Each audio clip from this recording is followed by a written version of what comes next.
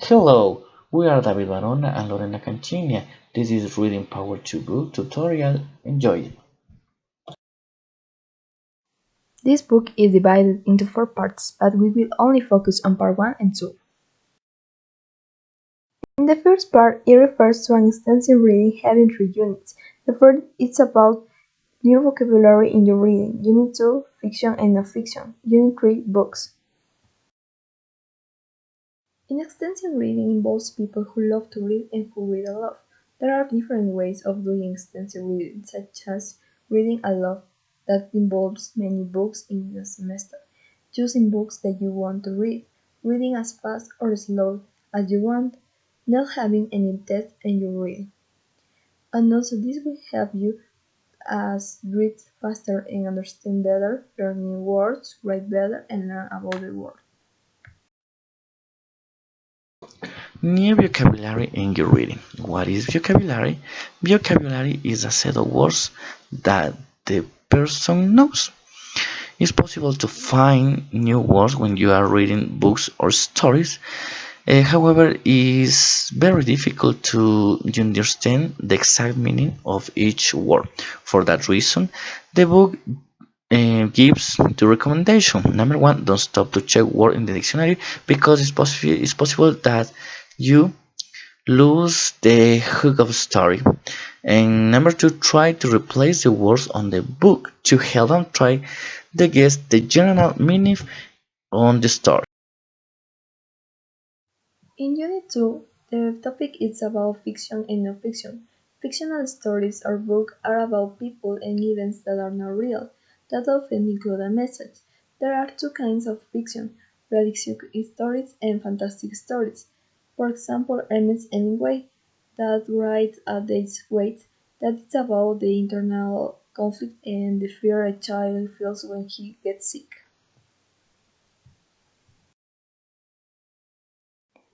For the other hand, non-fiction is about real people, places, things, or other real-life subjects, for example, history, science, or a person's biography, as Anna Frank's diary, where all the information that is true, and talk about her experience as adolescent and as it remained hidden from the Nazis. Books. Choose the right book. At the time to choose the right book is needed to choose a book that interests you. Your teacher and your friends could give a good ideas about good books. The steps to follow or to find a good book are the following. Number one, read the title and first page and check the level. With 2 steps, it's possible to find a book that interests you. Add to this, the book describes guidelines for extensive reading. Number one, read for at least 3 minutes per day. Don't stop to check words in the dictionary and look up useful words. Getting the most from your reading is recommended. Book conference, reading circles, and book talks about the book, and that permits or that allow that the students understand the book. In part 2, we have vocabulary building with 6 units. The first is about guidelines for learning vocabulary. Unit 2, learning new words from your reading. Unit 3, guessing meaning from context. Unit 4, word parts. Unit 5, how words are used together. And Unit 6, how words work in sentence. In Unit 1, we have guidelines for learning vocabulary. Make good use of the dictionaries. Learning dictionaries are easier to use than other English language dictionaries. The definitions are written in simple language. They also have a lot of information about each word. They tell you the pronunciation, the spelling and part of speech, the different meaning of the word, and how to use the word. In pronunciation, you can read better and faster if you know how words sound. For example, listen. That's in the part of spelling, you can know that it's important to know how to spell words in English. In the part of speech, you can find noun, pronouns, verb, adjective, adverb, preposition, and conjunction. What is the use of each one? In the different meanings, many words have more than one definition. The part of how to use the word, we have an example that please don't change the subject every time I ask you about the money. And finally, we have vocabulary notebooks. That's the way that you can have your notebook about the vocabulary. And study cards are most common use to understand well one word that you don't know, and you can memorize the meaning and the part of speech. Learning new words from your reading. It's possible to find out a word when you read, choosing a word to learn. The rules are: number one, words that use it most of the time. Number two, it's easier to learn word most used around the world. We have here a little example where the word effect is on the list of the 1000 most frequent words used around the world. Guidelines for choosing words to learn. Number one, read the passage to the end and avoid check the words on the dictionary. Number two, read the passage again and underline the words. Number four, look at appendix that at the end of this book and look up at the dictionary and write the parts of the speech and the sentence where you found them. In Unit 3, guessing meaning from context is a sentence or sentences around the word. You can learn the part of speech, and you can often understand the general meaning.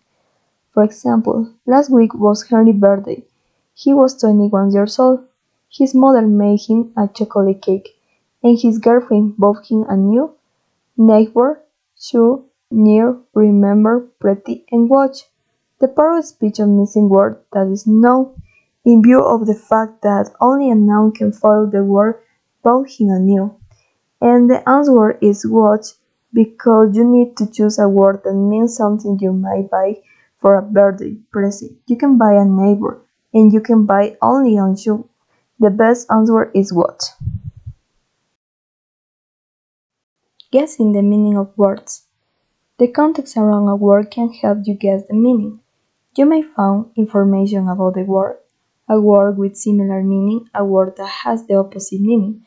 For example, gap. The part of speech is noun and the general meaning is whole. Guessing the meaning of phrases. Phrases are groups of words that work together. You should read them. You read a single word. I found out that the train leaves at 9 o'clock. Part of speech, verb. General meaning, learned. Word parts. The word is divided in affixes and root. The root is the base form of the word, and the affixes divided in prefixes and suffixes. A prefix is a part added before the root, change the meaning of the word. Suffixes is a part added after the root, usually change the part of speech of a word, and it sometimes change the meaning.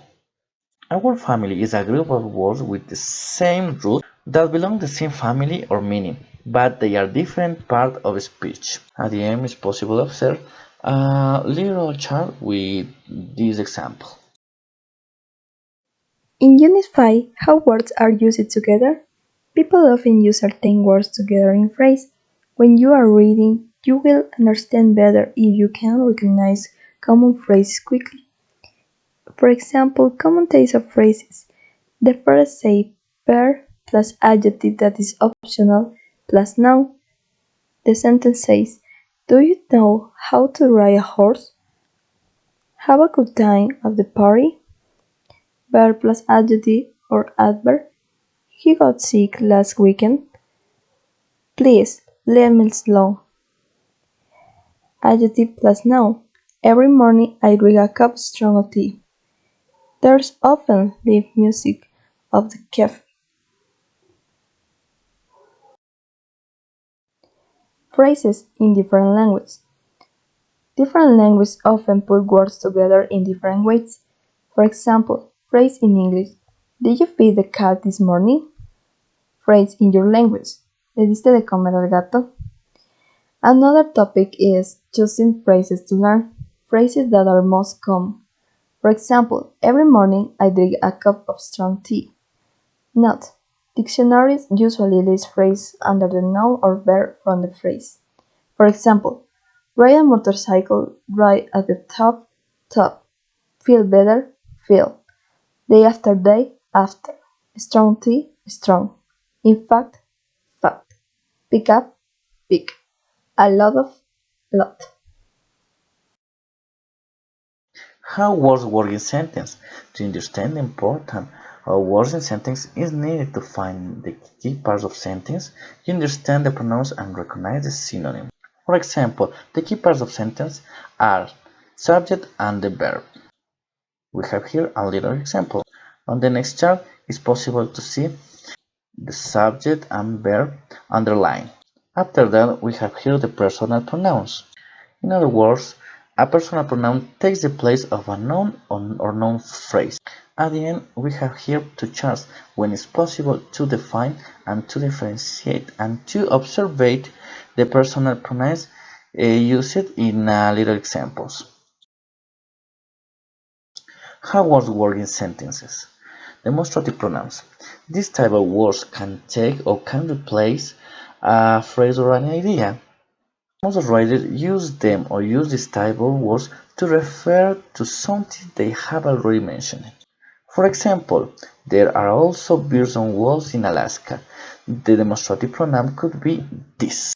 A synonym is a word or phrase that has the same or similar meaning, however, have different writing. For example, little, small, enjoy, like. Relative pronouns who, which, that. Who and that refer to people. For example, she the woman who lives the next door. That and which refer to things. For example, I like dogs that don't make noise. Another example, I like dogs which don't make noise. And which refer to ideas. Example, he was late again, which made her very angry.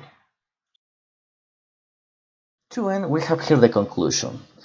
Number one, this book permits to develop the reading knowledge. Number two, the book reinforces the rest of the foreign language skills.